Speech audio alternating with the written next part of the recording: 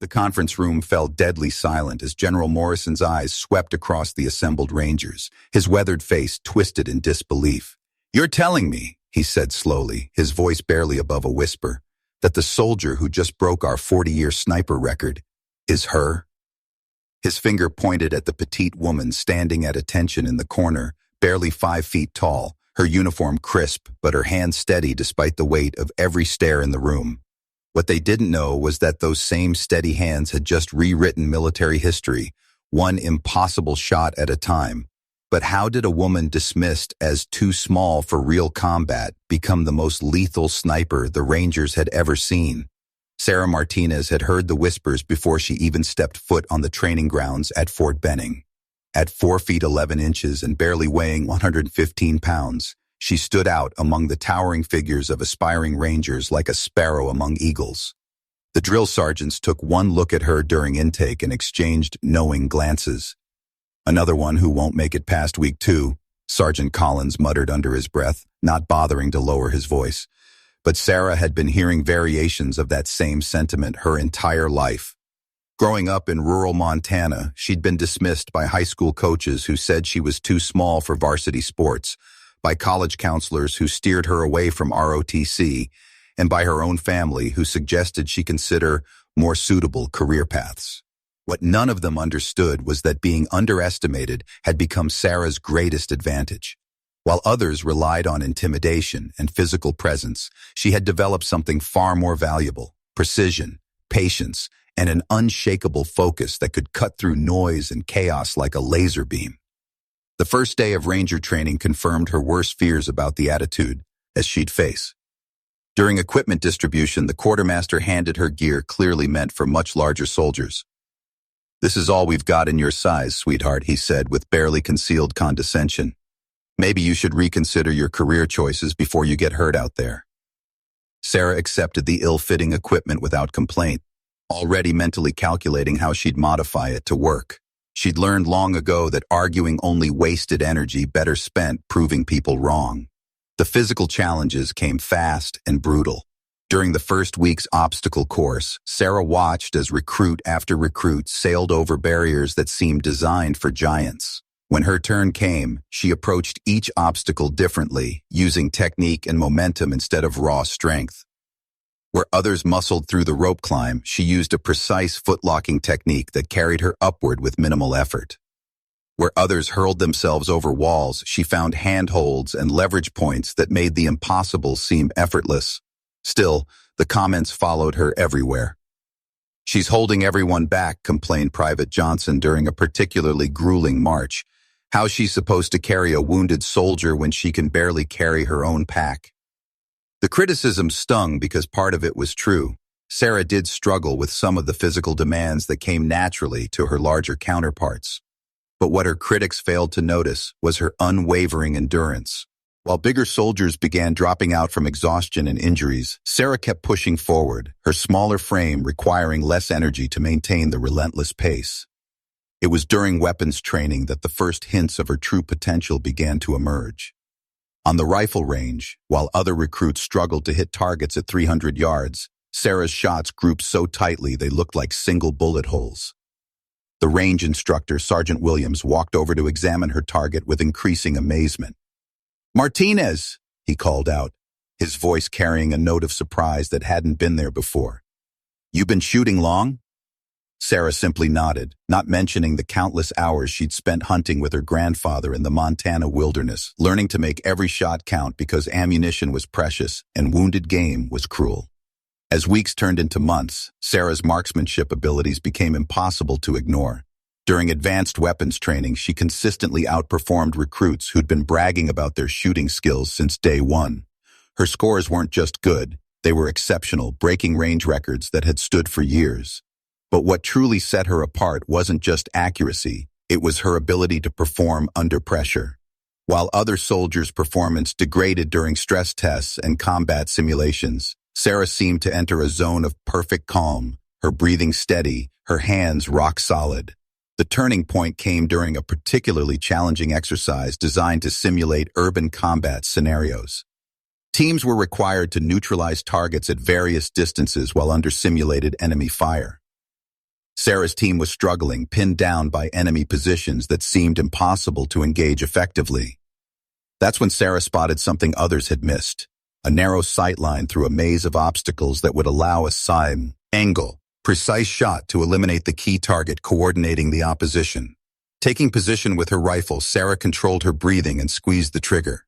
The shot was perfect, threading between barriers with mathematical precision to strike the target dead center. The exercise ended immediately, and for the first time since arriving at Fort Benning, the training ground fell completely silent. Instructors looked at each other with expressions of genuine surprise, and even the most vocal critics among her fellow recruits had nothing to say.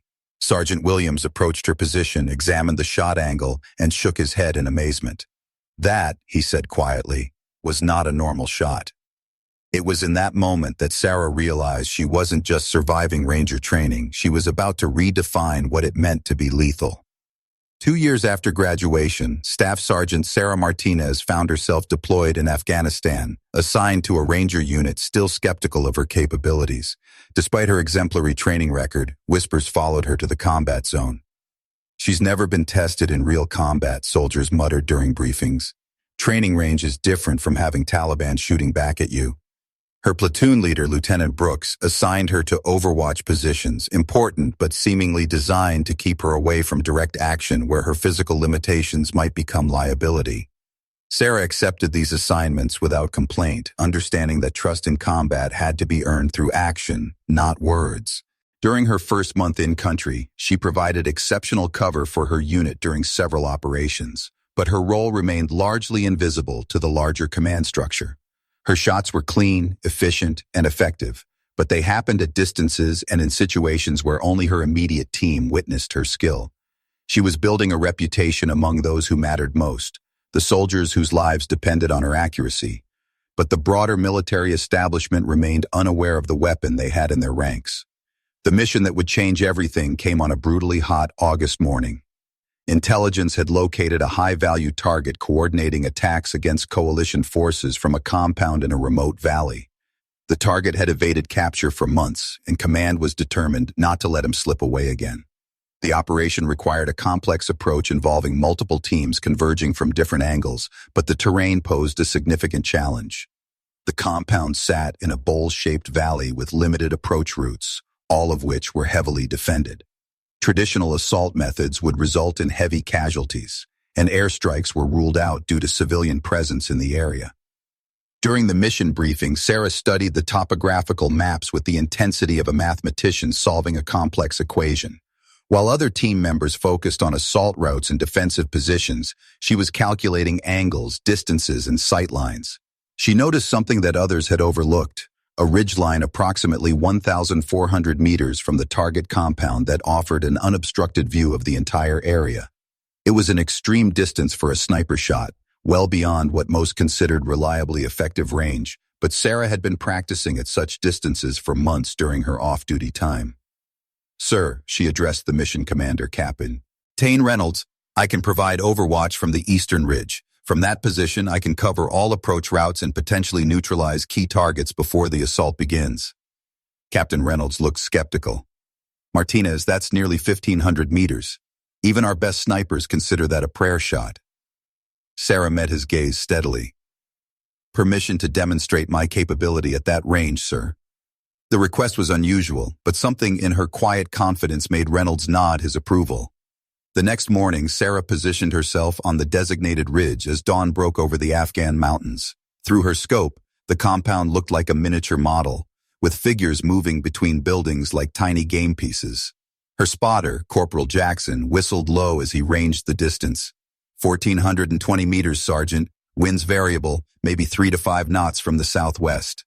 Sarah adjusted her scope, accounting for bullet drop, wind drift, temperature, and altitude. She'd made similar calculations hundreds of times, but never with lives hanging in the balance. The operation began at 0800 hours. As assault teams moved into position, Sarah identified the primary target through her scope, a figure coordinating defensive movements from a rooftop position. The shot would have to be perfect. There would be no second chance, and a miss would alert every enemy in the compound to her position. Sarah controlled her breathing, let her heart rate settle, and gently squeezed the trigger. The bullet traveled for what seemed like an eternity, arcing across the valley in a perfect ballistic trajectory that Sarah had calculated with mathematical precision.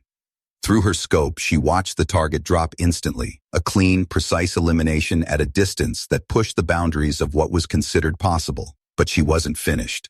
As enemy fighters scrambled to identify the threat, Sarah began systematically engaging targets that posed the greatest danger to her advancing teammates. Shot after shot found its mark with mechanical precision. A machine gunner preparing to engage the assault team, an enemy fighter moving to flank her colleagues, a sniper taking position in a window. Each elimination came from an impossible distance, delivered with such accuracy that the enemy began to panic, unable to locate or effectively respond to the threat.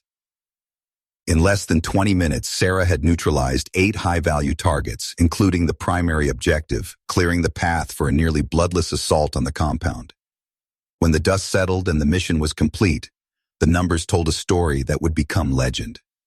8 confirmed kills at distances ranging from 1,200 to 1,450 meters, all achieved in a single engagement. The previous Ranger sniper record had been 5 confirmed kills in one mission, a record that had stood for over 4 decades. Sarah hadn't just broken the record, she had shattered it so completely that it would likely never be equaled. Back at the forward operating base, word of the achievement spread like wildfire. The same soldiers who had questioned her capabilities now spoke of her shots in hushed, reverent tones. When General Morrison arrived for a briefing on the operation and was told about the record-breaking performance, his first reaction was disbelief.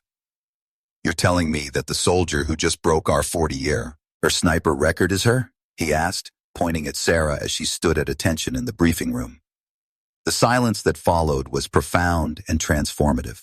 Every person in that room understood they had witnessed something extraordinary, not just exceptional marksmanship, but the complete vindication of a soldier who had been consistently underestimated.